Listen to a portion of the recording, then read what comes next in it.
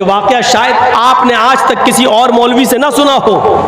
हज़रत उमर फारूक जब खलीफा बनाए गए तो उनके ज़माने में एक ऊँट जो बैतुल माल में था, मुसलमानों की अमानत थी, किसी तरीके से रस्सी तोड़ने में कामयाब हो गया और भाग गया। खबर दी गई हजरत उमर को, वो सोए हुए थे दोपहर में, खबर दी गई एक ऊंट भाग गया। ओफो, यहां विजय माल्या भाग जाता है, ललित मोदी भाग जाता है, चौकीदार के नाक के नीचे से भाग जाता है। हजरत उमर फारूक को खबर दी गई एक ऊंट बैतुल माल से गायब हो गया है, भाग गया है।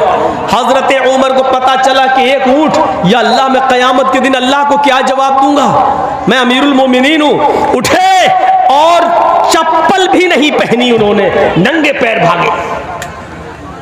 अरब का रेगिस्तानी इलाका, ऊंट तलाश कर रहे हैं, पैरों में चप्पल नहीं है, जमीन गर्म है। हजरत उस्मान गनी अपने घर की छत पर खड़े हैं, देखते हैं कि दूर से एक आदमी नंगे पैर भागता चला जा रहा है। दिल ही दिल में सोचते हैं कितना बड़ा बेवकूफ आदमी है, इतनी कड़ी धूप में नंगे पैर ये भाग रहा है, पता नहीं ये कहां जा रहा है, इसको थोड़ा सा आराम कर लेना चाहिए था। ये गर्म जमीन पर नंगे पैर क्यों भाग रहा है? ये बेवकूफ आदमी है, इतनी सख्त धूप में ये कहां भाग रहा, पसीना पसीना।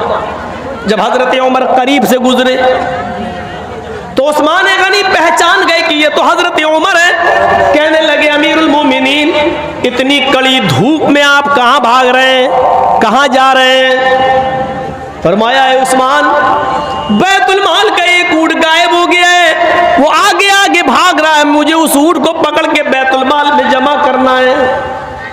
अगर आज वो गायब हो गया तो कयामत के दिन मैं अल्लाह को क्या जवाब दूंगा? हजरत उस्मान ने कहा, इधर आओ, हमारे घर में हमारे बहुत से नौकर हैं, बहुत से गुलाम हैं, मैं इनको भेज देता हूं, ये ऊंट पकड़कर आपके बैतुल माल में जमा कर देंगे। आप आइए और पानी पीजिए, नंगे पैर हैं आप। हजरत उमर ने जो जवाब दिया, मदरसे के जिम्मेदारों सुनो, जलसे के जिम्मेदारों सुनो, तुम्हें भी एक एक पैसे का हिसाब देना है, मदरसे का, जलसे का एक एक रुपए का हिसाब तुम्हें भी देना है। अगर कोई मांगे तो मना नहीं करना चाहिए। हजरत उस्मान गनी ने जब कहा, आओ ठंडा पानी पी लो, बैठो, मैं अपने गुलामों को भेज देता हूं, वो ऊंट पकड़ के तुम्हारे बैतुल माल में जमा कर देंगे। हजरत उमर जवाब देते हैं, उस्मान, तेरा पानी तुझे मुबारक हो, तेरे घर की छत की का साया तुझे मुबारक हो। अमीरुल मोमिनीन मैं हूं, तुम नहीं। अगर ऊंट गायब हो गया तो कयामत के दिन सवाल मुझसे होगा, तुमसे नहीं, क्योंकि जिम्मेदार मैं हूं, तुम नहीं। ये कहकर वो आगे बढ़े और उस ऊंट को जब तक पकड़ नहीं लिया और बैतुल माल में जमा नहीं कर दिया, तब तक उनको नींद नहीं आई। जब बैतुल माल में उस ऊंट को लाए तो बैतुल माल के जिम्मेदारों से पूछा, ये ऊंट कैसे भाग गया? तुमने निगरानी नहीं की, रस्सी तोड़ने में कामयाब कैसे हो गया? तो एक साहब ने बताया, अमीरुल मोमिनीन, इस ऊंट की लैट्रीन के रास्ते में जख्म हो गया है। दुम उठाया, देखा तो उसमें घाव है, जख्म है और उसकी लैट्रीन के रास्ते से ब्लड निकल रहा था। हजरत उमर से कहा, अमीरुल मोमिनीन, ये बैठ नहीं पाता है, जब बैठता है तो इसको दर्द और तकलीफ होती है, इसलिए तकलीफ के अंदर इसने ताकत लगाई और रस्सी को तोड़ने में कामयाब हो गया। हजरत उमर ने कहा, इस ऊंट की लैट्रीन के रास्ते में इतना बड़ा जख्म है, ये ऊंट इतना जख्मी हो गया है और अभी तक उसका कोई ख्याल नहीं रखा गया है। हम अमीरुल मोमिनीन लोगों के भी के ही नहीं है, जानवरों पर भी रहम करना हमारे नबी जनाब मोहम्मद रसूलुल्लाह ने हमें बताया है। फिर उन्होंने हकीमों से पूछा कि कौन सी जड़ी बूटी जंगल से लाई जाए और उसको पीस कर लगाया जाए। हकीमों ने बताया, हजरत उमर अकेले जंगल में जाते हैं, उस जड़ी बूटी को, उस पत्ते को तोड़ के लाते हैं, फिर अपने हाथों से पीसते हैं, उसका मरहम बनाते हैं, फिर अपने हाथ से ऊंट की दुम उठाते हैं और उस दुम लैट्रीन के जख्म के रास्ते पर अपने हाथ से उस जख्म को पर मरहम लगाते हैं, वो जड़ी बूटी लगाते हैं, कहते हैं अल्लाह मेरा जो काम था वो मैंने कर लिया, शिफा देना तेरा काम है।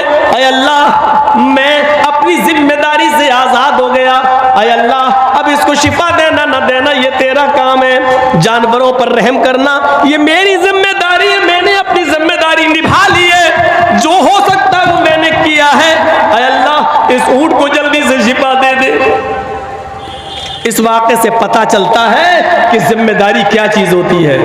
जिम्मेदारी हर आदमी को अपनी जिम्मेदारी पूरी तरीके से निभानी चाहिए, हर आदमी को अपनी जिम्मेदारी पूरी तरीके से अदा करना चाहिए। वक्त की पाबंदी बहुत ज़रूरी है। शुक्र अदा करो अल्लाह ताला का कि उसने हमें और आपको इस्लाम दिया है। लोग तड़प रहे हैं आज इस्लाम के लिए, वो इस्लाम जो आपका ही नहीं है। शरा लकुम मिनद्दीनि मा वस्सा बिही नूहन वल्लज़ी औहयना इलैक व मा वस्सैना बिही इब्राहीम व मूसा व ईसा नक़ीमुद्दीन। ऐ मोहम्मद सल्लल्लाहु अलैहि वसल्लम मैंने आपको वही दीन देकर भेजा है, मैंने आपको वही दीन देकर भेजा है जो दीन आपसे पहले नूह अलैहिस्सलातु वस्सलाम को देकर भेजा था, और नूह के बाद इब्राहीम और मूसा और ईसा भी जो दीन लेकर गए वही दीन मैंने आपको भी देकर भेजा है। ये गलत अफवाह है कि इस्लाम मुसलमानों का धर्म है। ये योगी मोदी आज जो चुनाव के मौके पर हिंदू मुस्लिम कर रहे हैं ना, और देख लीजिए कासगंज यूपी में पुलिस कस्टडी के अंदर एक मुसलमान को मार दिया गया, सिर्फ माहौल बनाने के लिए। यूपी जो चुनाव आ रहा है वो बनाने के लिए ये हिंदू मुस्लिम अगर ये अपनी किताबें पढ़ लें, योगी जी बड़े भक्त बनते हैं राम के और राम मंदिर बनवा रहे हैं अयोध्या में, अगर अपनी किताबें पढ़ लें, अपनी किताबें, तो यकीन मानिए इस्लाम से मोहब्बत करने लगेंगे, क्योंकि इस्लाम ये मुसलमानों का धर्म है ही नहीं, सिर्फ ये उनका भी धर्म है। इसी दीन और इसी धर्म को रामचंद्र जी ने भी पेश किया है, कृष्ण जी ने भी पेश किया है। ये सिर्फ मुसलमानों का नहीं है। हमने कब कहा है कि मोहम्मद सल्लल्लाहु अलैहि वसल्लम जो इस्लाम लाए वही नहीं? अल्लाह ताला खुद कह रहा है मोहम्मद सल्लल्लाहु अलैहि वसल्लम आपको मैंने कोई नया धर्म नया दीन नहीं दिया है, आपसे पहले भी जो नूह अलैहिस्सलाम आए थे उनको भी यही दीन दिया था, और नूह के बाद जो इब्राहीम मूसा और ईसा मोसेस और जीसस जो आए उनको भी हमने यही दीन देकर भेजा। उन लोगों ने जब दीन में गड़बड़ी पैदा की तो उसकी इस्लाह के लिए वही दीन हमने असली शक्ल में आपको देकर भेजा है।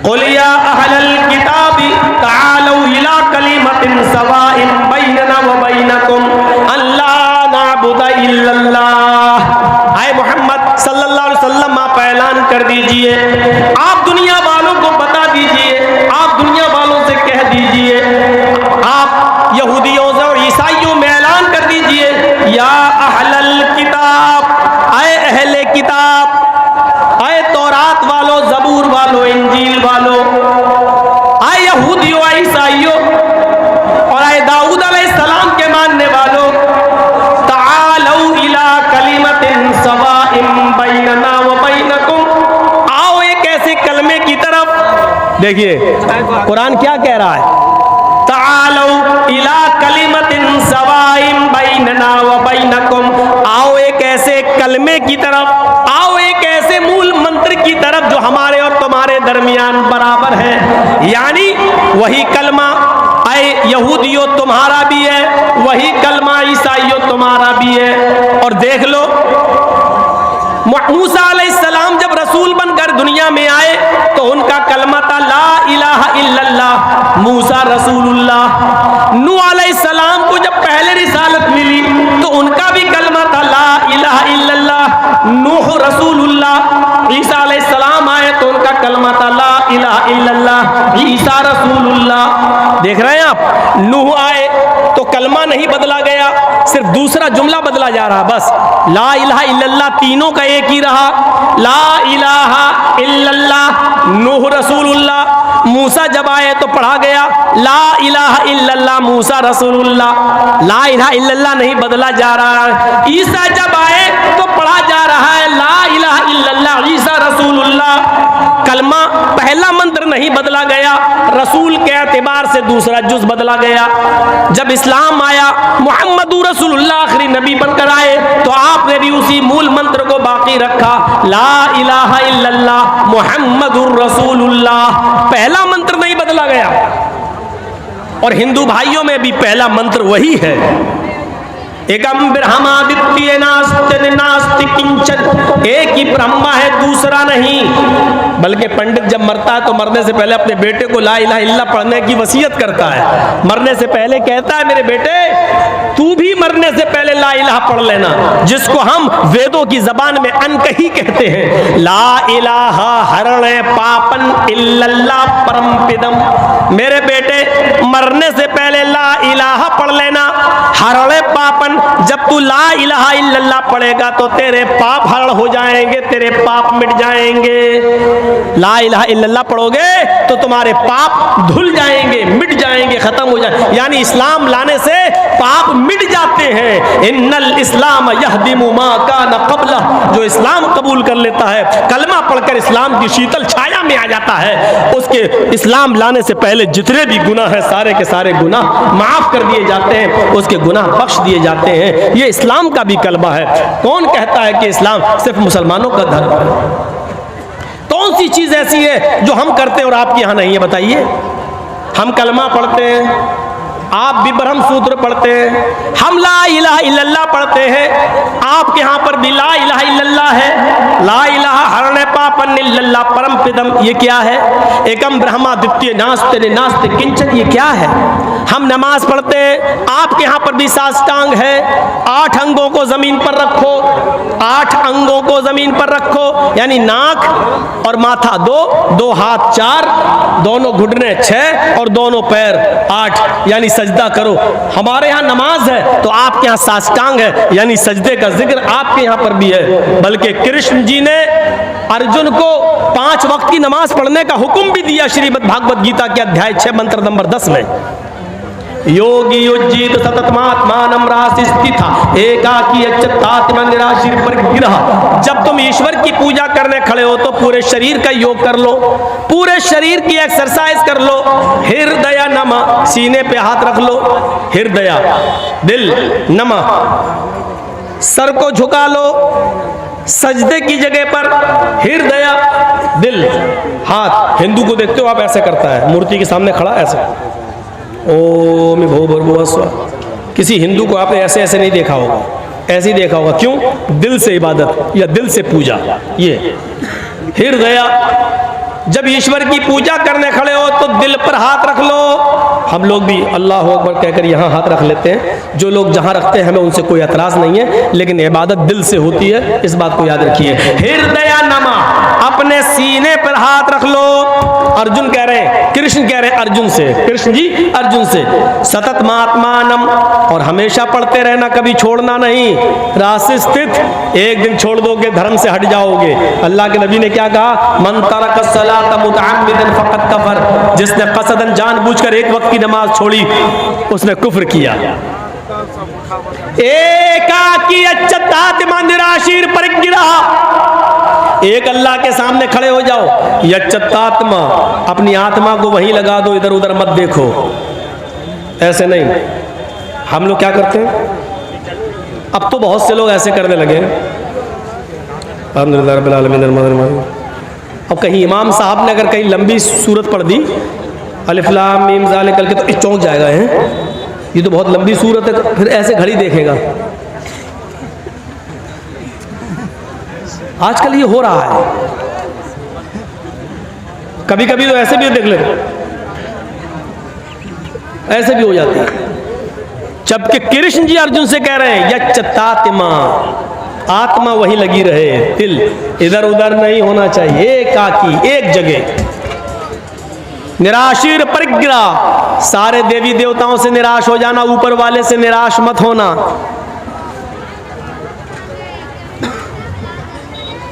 महीदेवस्य सवितु परिष्टुति वसुर्दयमाना नय सुपथराय अस्मान।